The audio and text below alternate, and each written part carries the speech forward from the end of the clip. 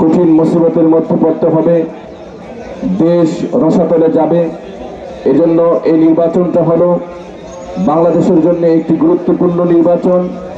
এই নির্বাচনে আমরা যদি সঠিক যোগ্য খোদাভীরু প্রার্থীদেরকে যদি বিজয় করতে পারি, তাহলে এটা আমাদের জন্যে, দেশের জন্যে, স্বাধীনতার জন্যে, সার্বভৌমত্বের জন্যে উপকার বয়ে আনবে বলে আমি বিশ্বাস করি।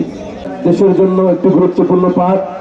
স্বাধীনতার পর থেকে আমরা দেখেছি বারবার তিনটি দল ক্ষমতায় এসেছে, বিএনপি, আওয়ামী লীগ, জাতীয় পার্টি।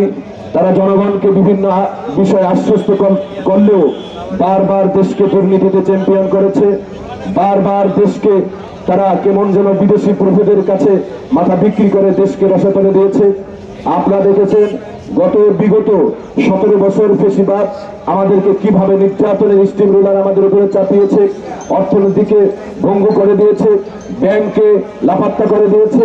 সুতরাং আমাদের এই দেশকে গড়তে হলে আগামীতে ইসলামী আন্দোলন তথা 8 দল, যে সমমনা ইসলামী এবং দেশপ্রেমিক যে 8 দল রয়েছে, সেই 8 দলের ভিত্তিতে ইসলামকে বাংলাদেশের সংসদে আমাদেরকে ইনশাআল্লাহ পৌঁছাতে হবে।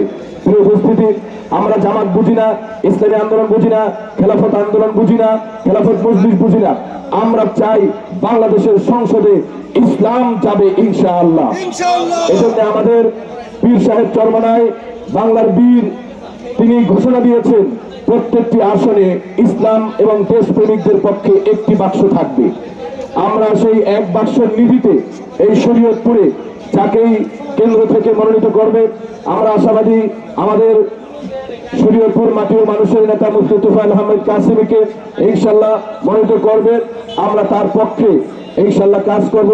প্রত্যেকটি দৌড়ে দৌড়ে গিয়ে, প্রত্যেকটি মানুষের কাছে গিয়ে গিয়ে আমরা দেশ, ইসলাম, মানবতার পক্ষে যেন হাত পাখায় মানুষ ভোট দেয়, এজন্য আমরা এখন থেকেই কাজ করব।